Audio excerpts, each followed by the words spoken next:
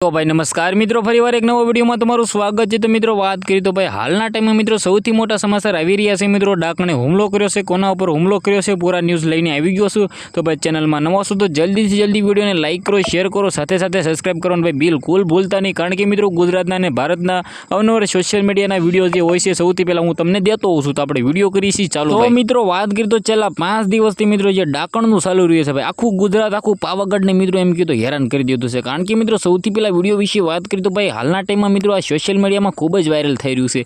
आना विषे मित्रों आपणे ऑलरेडी घणा बधा विडियो बनावी नाख्या छे, आना पर्दाफाश कर्या छे। कोण छे मित्रों बात करिए तो जे पण मित्रों हतुं भाई नकली एडिटिंग करेલું हतुं, पण परंतु मित्रों हालना टाइम में डाकणे छोकरा पर हुमलो कर्यो एवा मित्रों सौथी मोटा समाचार આવી રહ્યા છે।